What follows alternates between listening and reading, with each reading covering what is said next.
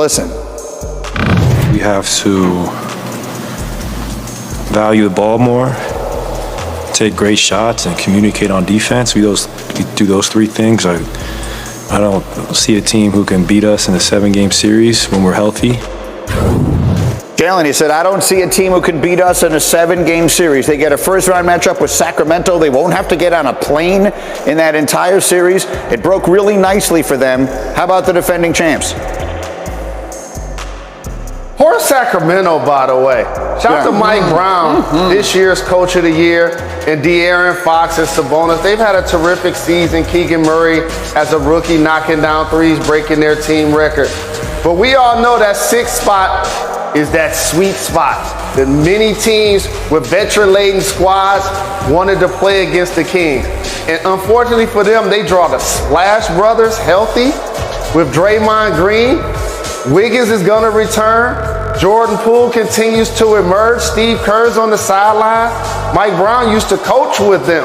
And as you mentioned, Greeny, they don't have to travel for the next couple of weeks.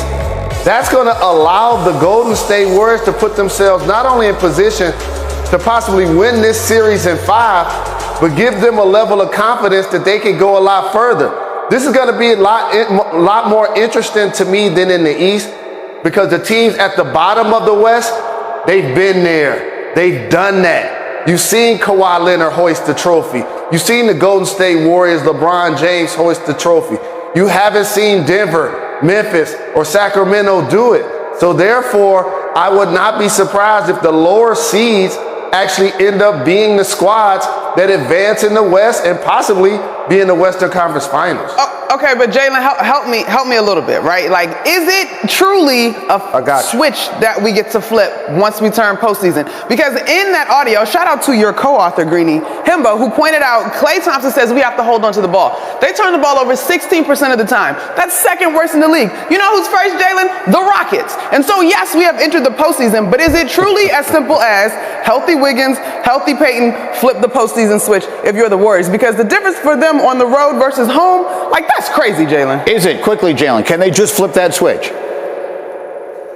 Monica, yes, they can, because to Klay's point, their starting 5 hasn't gotten eliminated from the playoffs when they're healthy. And yes, they've struggled all season on the road, but you only need to win one road game to flip a series.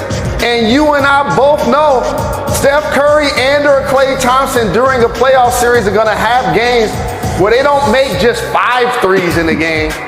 They make 10 threes in a game. And then all of a sudden, that just changes the whole dynamics of what's happening throughout a series. So I absolutely believe an older bunch that's won 4 championships understand that they're going to tighten the screws as the playoffs start over the next couple of days. Let me give it one more thing in here. You've heard Jalen mention some postseason awards. Both he and I are voters. Our ballots were due last night. And I think, Jalen, we have a lot of the same, because you just said you voted for Mike Brown, Coach of the Year. So did I. You voted Jaren Jackson for Defensive Player of the Year. So did I. Who did you vote for MVP? That's what everyone wants to know. So I've been playing 3-card Monty with this. I've been playing musical chairs with this because I want to make sure that I got this one right. I wanted to pay Giannis Antetokounmpo his due for a guy that's the first person to ever average 30 points, 10 boards, and shoot 55% from the floor. Best player, best team. I wanted to make sure I acknowledged the Joker, the back-to-back MVP, flirting with a triple-double, and has been terrific this season, leading the Denver Nuggets to the #1 seed. But when I look deeper in the box score, the most complete player of the 3 this year has been Joel Embiid, the most unstoppable force. That's why he got my vote. Looking back at the season, he hasn't had any valleys, Greeny. He's scoring on the post, turning over both shoulders. No weaknesses there. Virtually unstoppable in the paint. Contesting and blocking shots on defense. Changing shots on defense. Literally being their anchor. Not only leading the league in scoring, but also developing that mid-range free throw line jump shot. And so the way he dominated the Joker head to head, he's had 3 50-point games this year. I believe Joel Embiid separated himself above replacement, like they would say in baseball, and therefore the Embiid gets my vote for this year's MVP. So again, his ballot and mine look a lot alike. I also voted for Embiid. Who would you have voted for? I don't have a ballot. I don't think I want a ballot. This decision is very, very challenging. And Jalen, I love everything that you pointed out, but I actually am still leaning with the Joker on this one. And for me, it wasn't so much about the sort of the individual glamour that you talk about when it made you tilt toward Joel Embiid. It was kind of simple. Like, he's not playing alongside any other all-star. Like, he has the least help. He's been able to he's had to literally carry his team the most. And I understand that Joel Embiid since Christmas has turned it on, right? But like, Joker's been there all season. I know they kind of limped a little bit down the stretch, but I still think that the Joker had the most compelling. Jalen is freaking out, but I'm out of time. Jalen, I got 10 seconds. Respond. Go. 10 seconds. Monica, I got to remind you of something. Tell me. This year, Joel Embiid wasn't playing with another all-star either. It's true. Because James Harden wasn't invited. That's a good point. Yeah, and very good question, Hembo. For the great Jalen Rose who gets up with us here. Jay, LeBron James has played in 50 playoff series. Who is the only player in history to appear in more? I love you, Hembo, very much, and I appreciate you for taking it easy on me today. So, Greeny, here's how you get to the answer. Yeah. In order to play in more playoff series than LeBron, I mean you have longevity. That means that you have to play in the modern era, like the 2000s, so that eliminates Kareem. That also means that you have to be really good and have more rings than LeBron. So I'll say that person is Timothy Duncan. Oh, so close. So close. Oh, I guessed Kareem. I was wrong too. It's Derek Fisher. Oh, that is wow. such a good. Oh, but Tim Duncan is a great guess.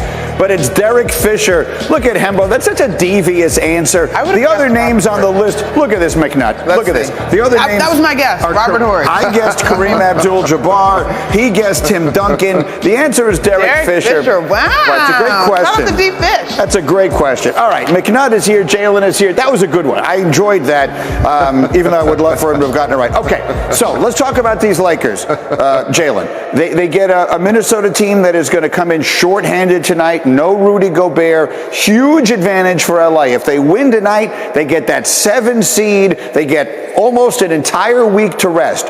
Your buddy and mine, Big Perk, said on First Take yesterday, the Lakers are winning the West. What do you say?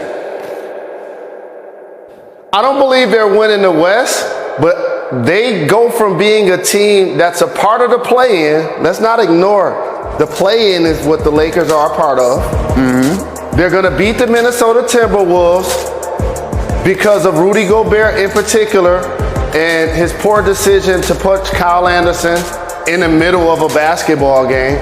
And obviously Jaden McDaniels to punch a wall in the middle of a basketball game and fracture his hand. But with that being said, they get out of the play-in and they do get to the second round. Now, when you play against Memphis, Ja Morant is spectacular. And Desmond Bane is a great backcourt teammate, and Dylan Brooks is going to continue to be one of my favorite irrational confidence guys in the league, and Jaren Jackson Jr. is my defensive player of the year. But I would likely pick the Lakers to win that series as well. However, as you continue to advance in the playoffs, the game is going to slow down, and this is where I disagree with Perk. In the half-court offense, we know what we get from LeBron. We know what we're going to get from high-level AD. Monica, you're going to need more guys that can get you 15, 20 points in the quarter that can create their own shot in crucial moments. Therefore, I believe that team that's going to win the Western Conference is the Phoenix Suns. Mm-hmm. Kevin Durant, 55% from the floor, 40% from three, 90 from the free throw line. They're undefeated with him in the lineup. Devin Booker just led them to the NBA Finals 2 seasons ago. They're going to be virtually unstoppable when the game slows down. And DeAndre Ayton diving to the basket, touching the ball around the hoop, finishing and playing defense. And Chris Paul spotting up and making threes. So the Phoenix Suns, for me, are my choice to win the West. What do you, I didn't even ask you this all morning long, McNutt. Who do you like to win the West? Don't ask me, Greeny. Lakers, Warriors, Suns. There's so many intriguing Nuggets who we seem to be overlooking. Go ahead. It's so tight. Yesterday, I reserved the right to change my mind. The Suns were my team that I thought had the edge. And in fact, I was just digging into some of Devin Booker's numbers because I actually think, as excited as we are about the addition of KD, you got to look at Devin Booker as a guy that has been there. And to Jalen's point, he shot like 45% and averaged 28 when they got to the finals in 2020.